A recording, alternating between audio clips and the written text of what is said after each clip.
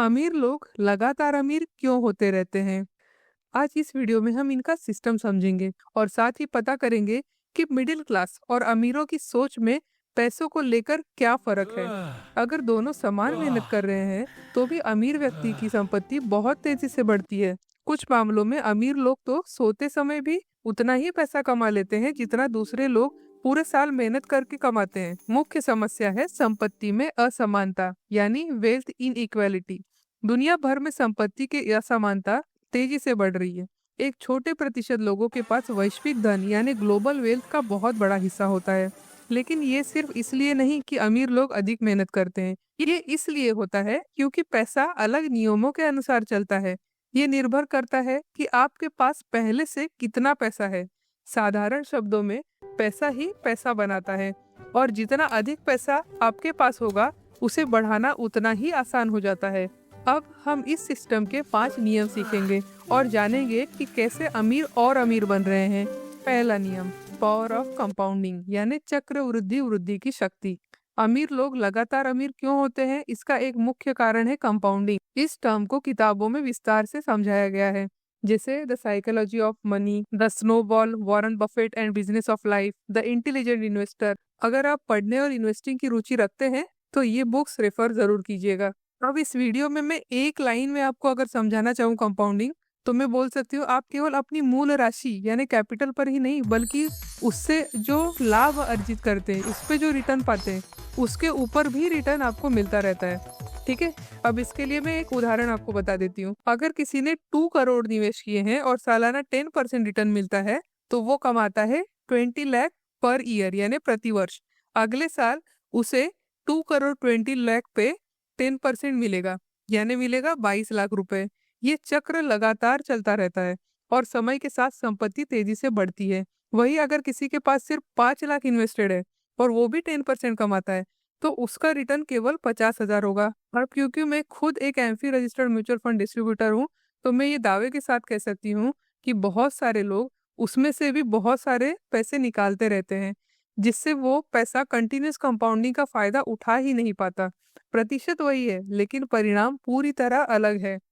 यहाँ पे सोच में फर्क क्या है? अमीर लोग ज्यादा पेशेंस और ज्यादा डिसिप्लिन के साथ इन्वेस्टमेंट करते हैं। तो दूसरा नियम, द रिच ओन्स एसेट्स। अमीर लोग संपत्तियों के मालिक होते हैं। अमीर लोग सिर्फ बैंक में पैसा नहीं रखते, वे अपने पास रखते हैं stocks, businesses, real estate, investment. उदाहरण के लिए निवेशक जैसे वॉरेन बफेट ने अपनी संपत्ति मुख्य रूप से दीर्घकालिक निवेश यानी लॉन्ग टर्म इन्वेस्टमेंट से बनाई। संपत्तियां पैसिव इनकम उत्पन्न करती हैं, मतलब पैसा आपके लिए काम करता है बिना आपके मेहनत के। अधिकतर मिडिल क्लास लोग मुख्य रूप से सैलरी पे निर्भर होते हैं और सैलरी की एक सीमा होती है। यहाँ पे सोच में फर्क क्या है? आप केवल तब पैसा कमाते हैं जब आप काम करते हैं, लेकिन संपत्तियां 24/7 लगातार काम करती रहती है। तीसरा नियम, द रिच यूज डेब्ट डिफरेंटली। अमीर लोग कर्ज का अलग इस्तेमाल करते हैं।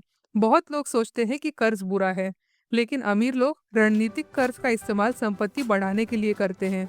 जैसे बिजनेस लीडर इलॉन मस्क अक्सर कर्ज का इस्तेमाल अपनी कंपनियां और निवेश बनाने के लिए करते हैं, महंगी चीजें दिखाने के लिए या खरीदने के लिए नहीं करते। अमीर लोग कर्ज का इस्तेमाल इनकम जनरेट करने वाली संपत्तियों के लिए करते हैं। ये संपत्तियां कैश इनफ्लो उत्पन्न करती है, जो अंततः कर्ज को चुका देती हैं।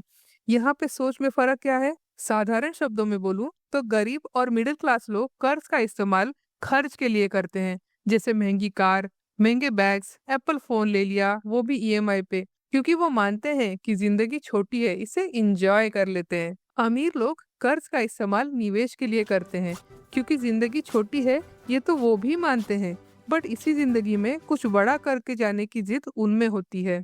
चौथा नियम, एक्सेस टू अपॉर्चुनिटीज, अवसरों तक पहुंच। अमीर लोग ऐसे अवसरों तक पहुंच रखते हैं जो अधिकांश लोग कभी नहीं देख पाते, जैसे प्राइवेट इन्वेस्टमेंट हो गया, अर्ली स्टार्टअप फंडिंग हो गया, शार्क टैंक पता है ना, large real estate deals, hedge funds.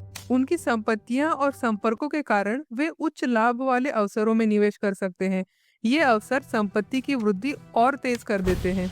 यहाँ पे सोच में फर्क क्या है? जहाँ अमीर लोग नए संबंध बनाकर और अधिक की तलाश में लगे रहते हैं, वही मध्यम वर्ग और गरीब वर्ग के लोग बुनियादी निवेश के अवसरों से भी अनजान हैं। 5वां नियम टैक्स एडवांटेज यानी कर लाभ।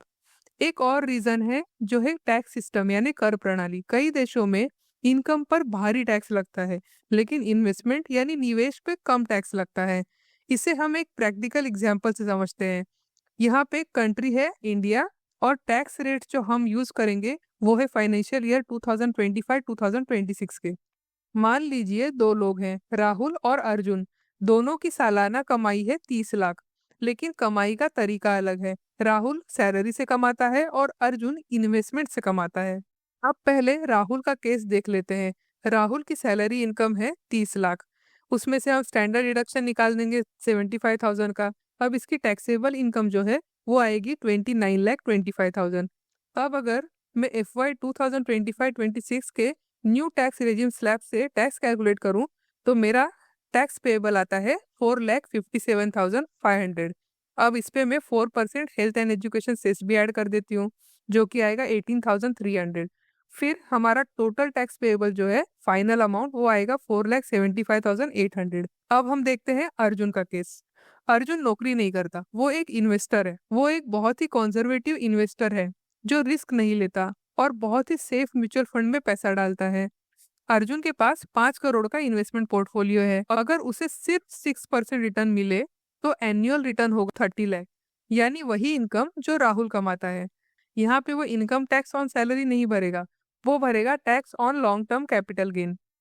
हम ये मान के चलते हैं क्योंकि वो इन्वेस्टर है तो वो सारी इन्वेस्टमेंट लॉन्ग टर्म के लिए करता है। अब भारत में पहले 1.25 लाख के प्रॉफिट पे कैपिटल गेन टैक्स फ्री है, बाकी पर 12.5% LTCG यानी long term capital gain tax लगता है। तो यहाँ पे उसका टैक्सेबल गेन कितना आएगा, 30 lakh minus exempted amount 1,25,000। Total taxable capital gain जो है वो आएगा 28,75,000। और अगर इस पे मैं 12.5% टैक्स निकालती हूँ तो वो आता है 3,59,375। इस पे मैं 4% सेस ऐड कर रही हूँ, जो कि आएगा 14,375। यहाँ पे वो कितना टैक्स भर रहा है, 3,73,750। अब हम कंपेयर करेंगे इन दोनों ने जो टैक्स पे किए हैं उसको। यहाँ पे आप देख सकते हैं कि राहुल सैलरी से जो इनकम कमाता है 30 लाख पे, उस पे वो टैक्स पे करता है 4.76 लाख और उसके हाथ में नेट बचता है 25,24,000। जबकि अर्जुन जो इन्वेस्टमेंट से पैसा कमा रहा है 30 लाख ही, वो टैक्स पे कर रहा है 3,74,000। उसके हाथ में नेट बच रहा है 26,26,000। अब इस एग्जाम्पल में मैंने अर्जुन के लिए सिर्फ 30 lakh income from investment consider किया है, but in actual scenario rich लोग एक से ज्यादा एसेट्स में इन्वेस्ट करते हैं जो अच्छे रिटर्न के साथ टैक्स भी बचाते हैं।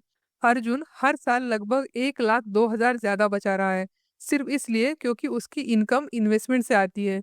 अगर अर्जुन हर साल ये एक्स्ट्रा 1 लाख भी निवेश कर दे और उस पर 10% रिटर्न मिले और उस पे हम कंपाउंडिंग का फॉर्मूला लगा दे तो 20 साल में ये अमाउंट लगभग 63 लाख बन सकती है। ये कंपाउंडिंग ग्रोथ का असर है। इसका मतलब कि अमीर लोग अक्सर नौकरी पेशा लोगों की तुलना में कम टैक्स देते हैं। इससे उन्हें अधिक पैसा री इन्वेस्ट यानी पुनर्निवेश करने और तेजी से संपत्ति बढ़ाने का मौका मिलता है। अब अगर आप कंपाउंडिंग, एसेट ओनरशिप, स्मार्ट डेब्ट, एक्सक्लूसिव अपॉर्चुनिटीज, टैक्स एडवांटेज, इन सारे पॉइंट्स को मिलाते हैं तो बनता है एक वेल्थ गैप साइकिल, संपत्ति अंतर का चक्र। ये एक शक्तिशाली चक्र होता है और ये चक्र लगातार चलता रहता है। इससे आपको क्या सीखना चाहिए? इसका मतलब ये नहीं है कि अमीर बनना असंभव है, लेकिन इसका मतलब है कि हमें पैसे के बारे में सोचने का तरीका बदलना होगा। केवल इनकम पर ध्यान देने की बजाय संपत्ति बनाने पे ध्यान दें। जल्दी निवेश शुरू करें और कंपाउंडिंग ग्रोथ होने के लिए समय दें। छोटे निवेश भी धैर्य और अनुशासन की काफी बढ़ सकते हैं। सच तो ये है, अमीर लोग सिर्फ पैसे के लिए काम नहीं करते, उनका पैसा भी उनके लिए काम करता है।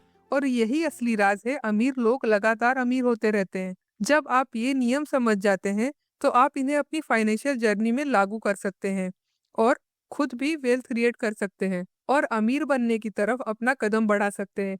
अगर आपको ये वीडियो पसंद आया है और आप पैसे, निवेश और अर्थव्यवस्था को सरल तरीके से सीखना चाहते हैं तो लाइक करें, अपने विचारों को कमेंट करें, शेयर करें, चैनल को सब्सक्राइब करना मत भूलिए क्योंकि इसी से मुझे और अच्छे वीडियोस बनाने का मोटिवेशन मिलता रहेगा।